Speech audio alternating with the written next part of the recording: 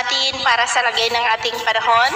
ngayong hapon po ng October 16, 2023 na kung saan sa ngayon ay patuloy pa rin po ang paglakas ng daloy ng northeasterly wind at gaya po ninyong nakikita ay dumadaloy na po yan hanggang dyan sa northern part ng Bicol region at mayroon pong frontal system dyan po sa silangang bahagi ng Luzon. Ang frontal system po ay hangganan o yung lugar kung saan nagtatagpo ang preskong hanging amihan at ang maalinsangan po na hangin na easterlies o yung hangin na mula dyan sa may Pacific Ocean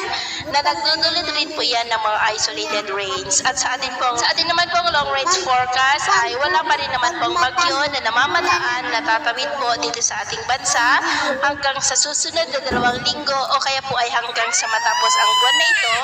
ay nananatili po na walang bagyo na mag-landfall dito po sa atin. At sa lagay ng ating panahon ngayong hapon ay maulap na kalangitan na may mga pulupulong pagulan dyan po sa may Ilocos Region, Cordillera, kanlurang bahagi ng Central Luzon, Metro Manila, ilang bahagi po ng Calabar Zone, Mimaropa, Bicol Region, Panay Island, Negros, Cebu, Bohol, Leyte, Samar Provinces at sa malaking bahagi po ng Mindanao na posibleng magtuloy-tuloy ang mga isolated rains na yan sa ilang mga lugar mamayang gabi. Kaya mag-ingat po tayo sa mga banta po ng mga pagbaha at pagguho ng lupa. Sa atin naman po mga baybayin, medyo maalon po dyan sa silangang baybayin ng ating bansa, maging po sa mga baybayin ng extreme northern Luzon. Kaya sa ating mga kababayan po, lalo na sa mga mangingisda na gumagamit po ng maliliit na bangka,